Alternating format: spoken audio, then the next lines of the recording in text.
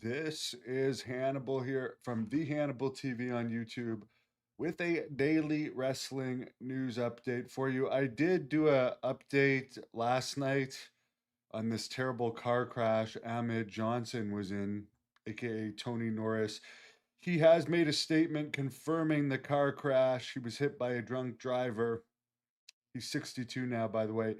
He got out of this crash with just broken ribs. So good guy in my dealings with him. A lot of people were jealous of his monster push, and he was a victim of politics. And then later in his WCW days, as he said in the interview with me when I interviewed him, he had let himself get out of shape, and then they brought him into WCW, and he's not going to say no to the contract, but like he was done with wrestling by that point. Here's something interesting. Tessa Blanchard is returning to CMLL. Of course, CMLL affiliated with AEW, AAA now owned by WWE. So I guess we could say that the whole Tessa Blanchard experiment in TNA didn't translate to NXT because she wouldn't be wrestling for CMLL if she still had any WWE affiliation. I can tell you she's still a bitch from what I understand from a common friend that we have. Very hard to get along with, but no doubt she's talented. But there's confirmation. I was told by an agent about almost a year ago now, back around the time they released PCO from TNA, I was told that TNA it does not use anyone WWE does not approve of anymore. So there's an example that I guess they didn't approve of Tessa Blanchard for whatever reason. Alex Windsor, who is far from a household name, I guess AEW hired her likely because it's Will Ospreay's girlfriend. She did an interview talking about balancing motherhood in AEW, and I'm like thinking about this, and I'm like, how many matches has she actually had? Because I read the news and the results, and I haven't even seen her in AEW much since May 2024. So from May 2024 to October 2025, she's had 11 matches. So you're trying to talk about balancing motherhood with wrestling less than one time a month? A regular mother after maternity leave has to work a normal job.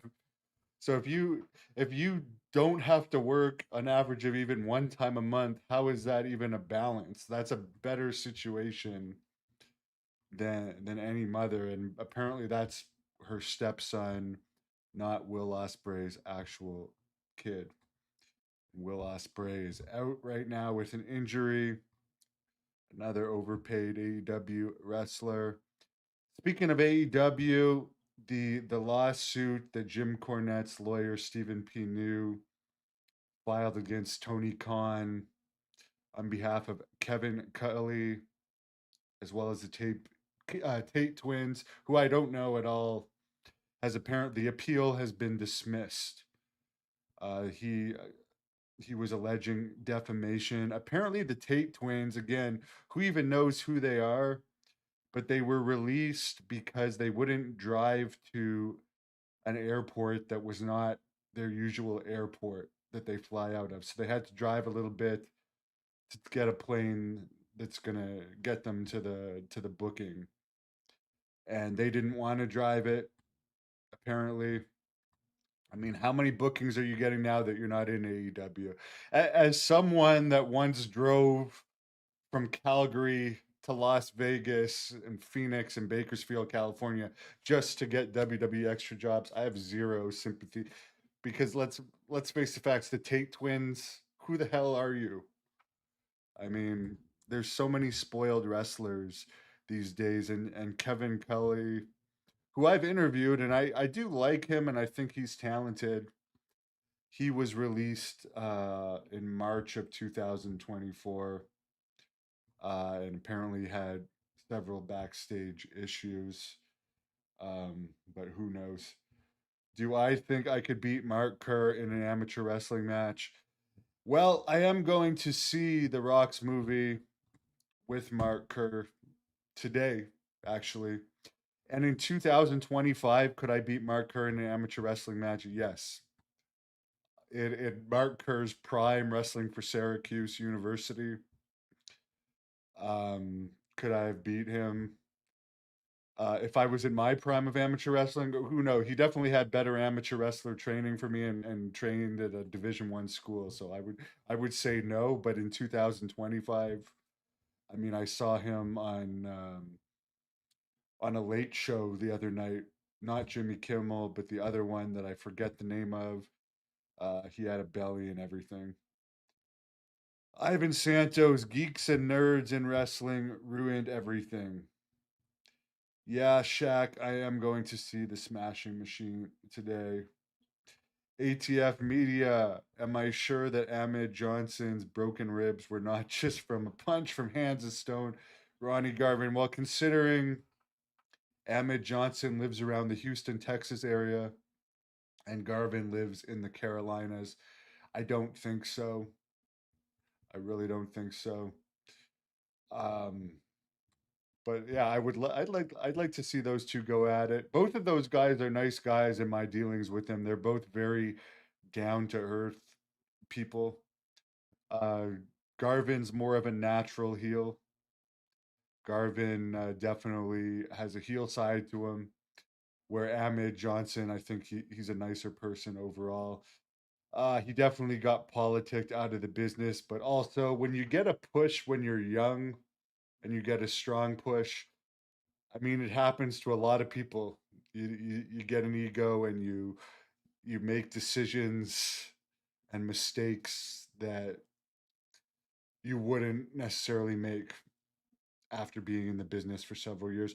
I do not believe the story that D'Lo Brown shot on Ahmed Johnson and beat Ahmed Johnson up though. I think that story is complete bullshit because if you look at wrestling fight stories, they're huge. They're talked about from the moment they happen. They're in the dirt sheets. The whole D'Lo Brown beating up Ahmed Johnson one was never talked about at the time that it happened, and only came out more people saying it like 20, 25 years after it happened. So I don't believe that for a second.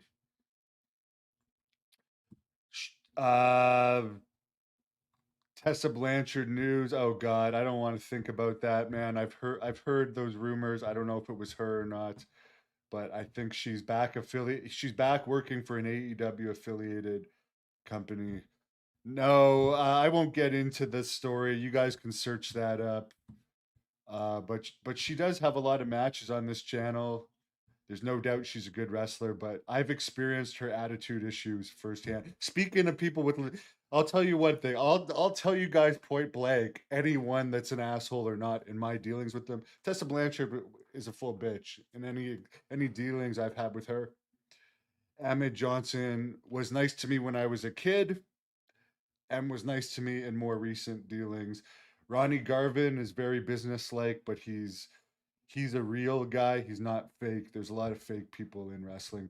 Mark Kerr, um, I think we've heard now, and I've kind of felt it a bit myself.